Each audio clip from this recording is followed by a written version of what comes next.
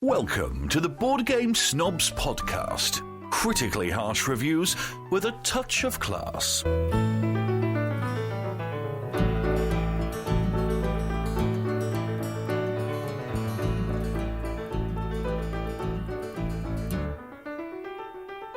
right, thank you for that, Nigel.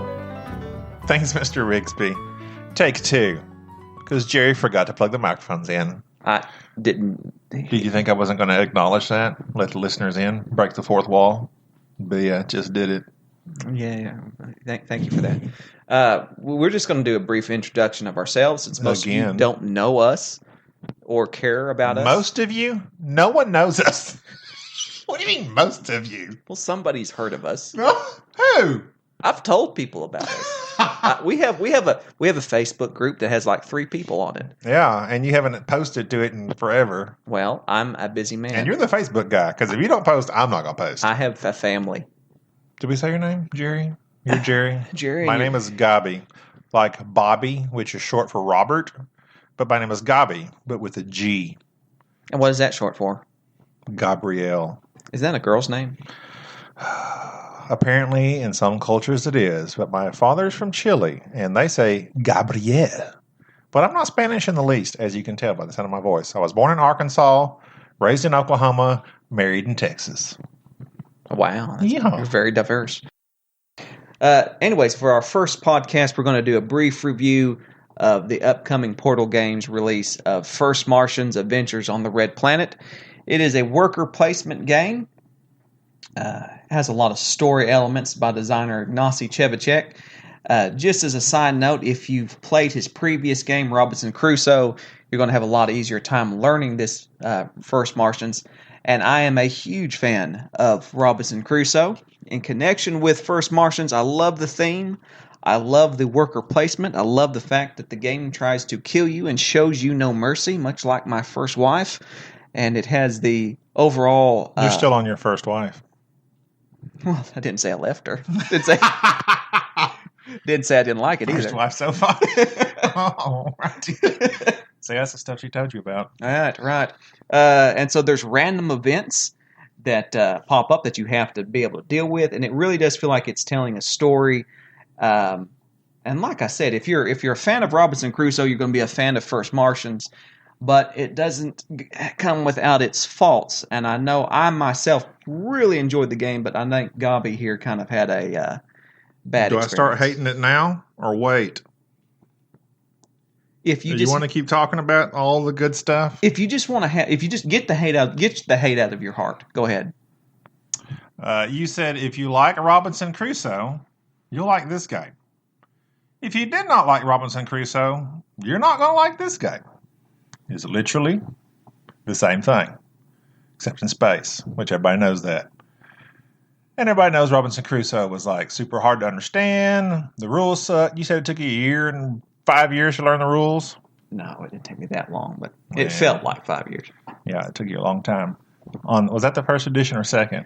That was the first edition, and I will admit that like a lot of Ignacy's games, there are some very ambiguous rules, and immediately there has been a lot of updates and changes, and even with a very lengthy Watch It Played video and a lot of the errata that you can find on Board Game Geek, the game requires commitment to learn, and it's not an easy game. And so, although I love the game, and I think it is one of the best games I've played this year, I personally cannot recommend it to I can only recommend it to people who are really wanting to have the experience and play a really hardcore game that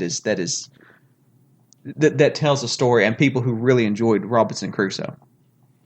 Well, yeah, it takes commitment, and I don't have the attention span you do.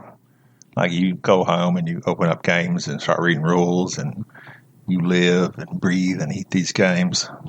And I don't do that. I like playing a game that's somewhat simple. I mean, I can play a complicated game, but this one is ridiculous. A rule set is a bunch of... I don't even know. I don't know where to start. It just... I'm not very articulate with my hate. It is... It's a lot to know. Basically, Jerry just told me what to do, and I did it. Or you gave me, all right, this is happening. Okay, now I have 3 options. What am I going to do? Okay. That's because Jerry knows the game. And for me to learn the game on my own, it would take me forever to read the book and understand it. I will say that there's a lot of mechanics with it. The dice rolling, the events that take place on the app that comes with the game. There's cards in the game, and like I said, the rule book is not laid out just the best. And particularly, your first several plays through the game, you have to go back and look through the rule book and try to understand what's going on. And so, even though I love this game, it will be in my collection, and I really enjoy playing it even as a co-op. And I am not a co-op player. I do not enjoy co-op games. This is one of the few co-op games I do enjoy. Solo game, it's an excellent game, but then again, it is the people who are going to like this game is going to be a small group of the board gaming community. And it's something that, although I love the game, I can't recommend it for everybody. No, I can't recommend it for you, Gaby, obviously. Yeah. It was fine. You telling me what to do. I did it. We survived. It was fine. We survived because I'm like Matt Damon. That's what the game made me feel like. I was the Martian. I was Matt Damon. Well, you did it. You did it for us with the help of your Martian Friday. Me. So in conclusion, if you enjoyed Robinson Crusoe, I highly, highly recommend First Martians. If you're a player who enjoys deeper games like Through the Ages, and you do not mind trying to learn a rule book that has some issues, you're going to find a very thematic experience in this game. And especially with some of the legacy aspects in it, it is overall a wonderful game. It just doesn't have the rough edges ironed out. So I would recommend it, but not to just everybody. Don't buy. There. I said it. Case closed. No one should buy this game because I said so. You are an articulate person. It doesn't. Okay. That said, why I don't like it. I don't know what else you want from me. It's cooperative. So you're not knowing the game, run the game. That's fine because you know it. I accept that. But then I just make a decision based on some of what you tell me to do. But the game is not, what's the word you always use? Elegant. Intuitive. It is not intuitive. So unless you really know what you're doing, which if you're going to buy this game from scratch, start off from scratch, if that makes any sense, and you're going to try and learn it, it's going to be a nightmare. So unless you are familiar with Robinson Crusoe, don't touch this game. If you have a friend that wants to play it with you and he knows how to play it, it's okay. But I can't recommend that you would go out and purchase it yourself. Well, I enjoyed it, and like I said, those are the caveats. You kind of have to be a serious gamer, and I understand if you're not serious, if you're just basic and you don't want to learn to play something, that's just fine. Like to have fun. So whatever. Sue me. Sue me. Just whatever. You're listening to the Board Game Snobs podcast. You have chosen wisely. All right. I want to talk about the new hotness that is. Thank you, Nigel, for that introduction. Are we starting a new one? Yeah. Thank you, Nigel. Thanks, Nigel. I want to talk about the Rigsby. The new hotness that is the Godfather, not the movie. Corleone's Empire. Yeah, that one. I'm not a big fan of Eric Lang. I don't particularly. I know it's sad to say, but I don't find all his games just to be as thrilling as it's made out to be. But The Godfather, it's a 2 to 5 player game put out by Simon. Come on. Economic, area control, hand management, auction bidding type thing. You read off of BGG very well. I thank you. Well, this is called a format, and that is what some podcasts have. Some people don't just show up drunk to the wild card. Some people don't show up half inebriated to the podcast. Hey, everybody! Time to do a podcast. That's not. Please don't. That's Harry Carey. Don't. That's Harry Carey. Yeah. Sorry, not live. The baseball guy or the Will Ferrell Harry Carey? Both. One and the same. The guy that said if Will Ferrell is imitating that Harry Carey, the baseball guy. The guy that says, if the moon was made of cottage. Made of cheese, I'd eat it. That was the worst that was the worst Will Ferrell doing Harry Carey impersonation we've ever seen. What were we talking about? Godfather. The Godfather. We played it with 3 players, and I'm having to recant previous statements that I have made about First Martians being the best game I have played in 2017. Now, literally, I told you. You said that. That was a very bold statement. I made some bold statements, and so I'm just gonna reel myself in. I'm gonna take myself off the fanboy wagon. Do you think it bothers people that I say literally It bothers me. instead of literally? Yes, it literally bothers me. I'm going to take myself off the fanboy wagon of First Martians. And although I really enjoyed the game, I have to say that if there is one game on the market right now that you need to own, it is The Godfather. I concur. Within 10 minutes of playing it, I said, I like this game. Immediately. And I like a game. Not immediately if you took you 10 minutes. Immediately at the 10-minute mark, I said, I like this game. Just clarifying. I have to say that go over how the game is played, since you're so good at expressing yourself, and since you don't like me reading from Board Game Geek. Well, you have several phases that you go through. Like the moon. And then different acts. So in each act, you're going to do, 5 phases? I think it's 5. You're going to start off putting out a city. It's basically just an extra spot to place your worker. It's very simple. And that's what I like about it. This game, we literally learned it in Rodney's video. We watched Rodney's video and we were ready to go.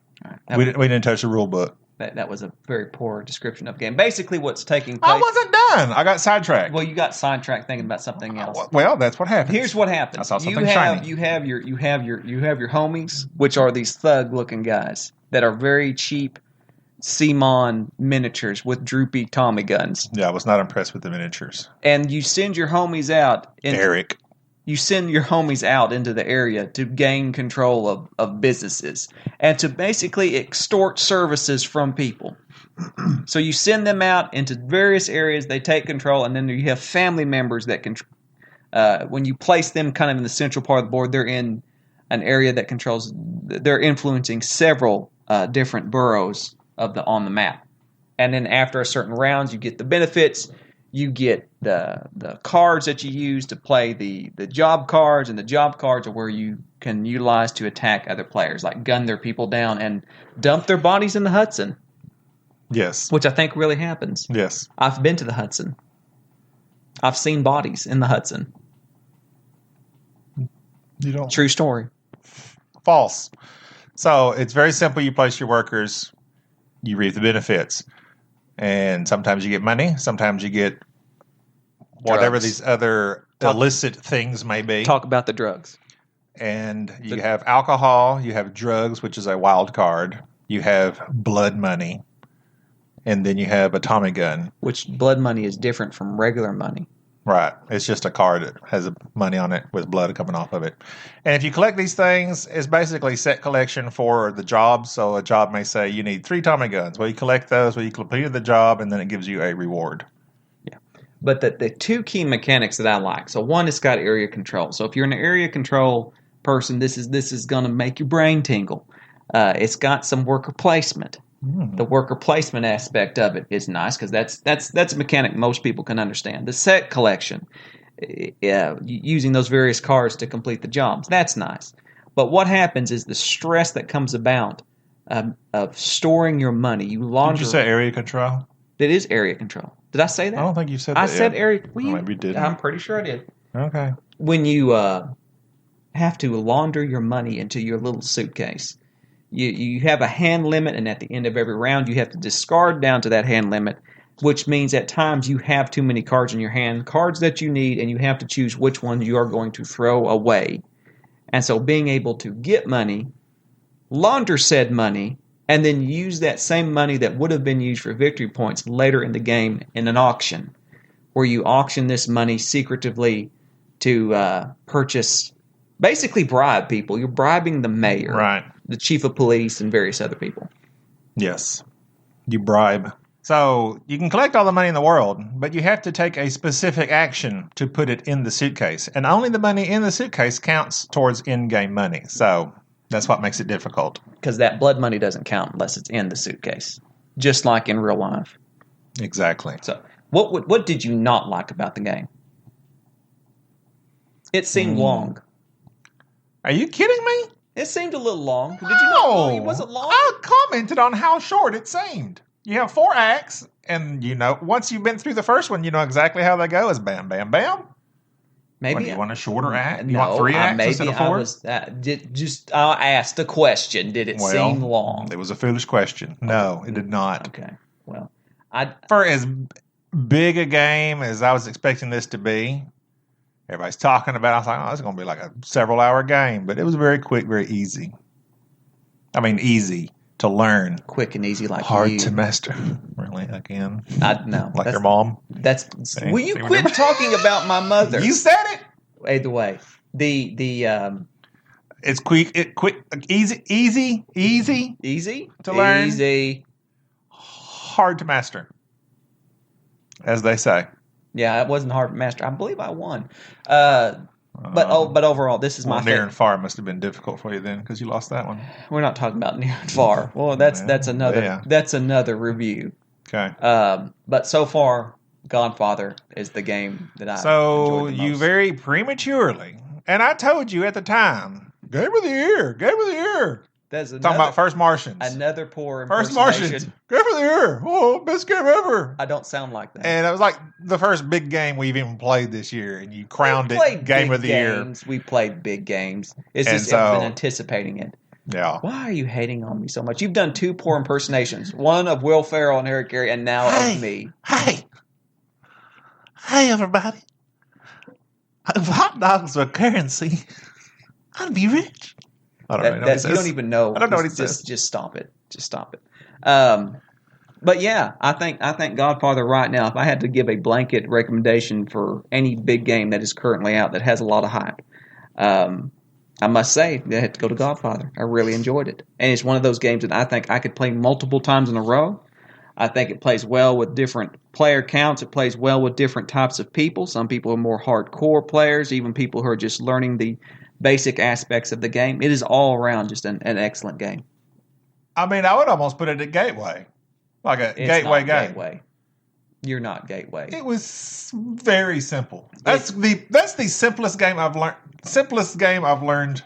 Here's why. Quickest. Do we even have to? Okay, let me explain to you why this is not Gateway. There's set collection. There's area control. There's an auction. There's worker placement. There are so many mechanics taking place. Once you get past 1 or 2 mechanics, it's no longer Gateway. This is a step up from Gateway. This is medium weight. Okay, touche. I accept. See? Yeah. See, I'm reasonable. You're humble. Something you don't know nothing about. That's what I love about you. Not your impersonations, but your humility. I appreciate that. You're welcome. Thank you very much. It's my Godfather. That's not the Godfather. And I've never seen Godfather. So the game didn't make much sense to me. I mean, I get the general idea. Yeah, you're a mobster. I get it. It's not that hard to comprehend. This was a waste of money to get the Godfather IP. There is no Godfather in this game. This could have been a generic game of mobsters. I don't know. I'm sure they just bought an attention getter. An attention getter. But I do like the theme of it, but there is no... It could have been generic mafioso. Pretty much. So don't expect that you're going to be reliving the best parts of The Godfather, because it's not. It felt like to me, if I had to compare this game with something like Tammany Hall. Tammany Hall, an excellent bidding game, area control, worker placement game, except I love this thing better. As a matter of fact, Tammany Hall, I very much enjoyed it. Godfather killed Tammany Hall for me. I agree 100%. So if you're one of those old school players, this moment. If you're one of those old school players that like Tammany Hall, that sought it out, it's good. It was a good game. We played it just a mere few weeks ago. Yep. And I exclaimed that I like it, but Just after 10 minutes of playing it. Yeah. Immediately. I liked it too. But this one is the exact same, but better. Except with gangsters. And you get blood money. And you can put people in the Hudson. And prostitution was missing from this. I guess they decided that drugs and blood money drugs and murder was fine. But prostitution, no, we're not going to go there. That's too far. That's too far. I like it when they keep it PG-ish. PG-13. PG-13. It's a PG-13 game. Buy. Yeah, buy it. Very nice. Keeping with that, with our taste in games, I'm a very cold-blooded, hateful person who loves to backstab people, and thus because of that, Game of Thrones, the second edition, is my favorite board game of all time. I enjoy seeing people betrayed and crushed. And betraying. And betrayed. You are usually the initiator. Yes. What is your favorite board game, Gaby? Well, that's a good question, Jerry. Recently, I think it's changed. And that possibly could be simply due to play amount. Is that the word? Play. Okay. It doesn't matter what the word is. Viticulture is my number one now. Why is that? It was Scythe. Are you a wino? I'm a Stegmaier loyalist. I loved Scythe. It blew my mind. But it was also like probably my first big game I played. No, it's not. Like you brought that over. Like that was one of the first. Like you had all. It was blinged out. The Kickstarter edition. You're mistaking big games with blinged. It's just bling. A big game. What is all right? And it's also large. You're large. What is your definition of a big game? I am large. I don't know. I don't know. What is your? I will give you my definition of a big game. A big game is something that requires. A big game requires that if you think in depth about your strategy. Generally takes more than just an hour to play. Scythe takes more than an hour. Oh, Scythe is not a overly complicated. Okay, it's a big game in scale. In scale, so that's it. It's part of it. I'm going to buy you the big box. Would you say it's a big box of El Grande, and you can say, "Oh, I've played a big game." Okay, fine. El Grande, but there's also lots to it.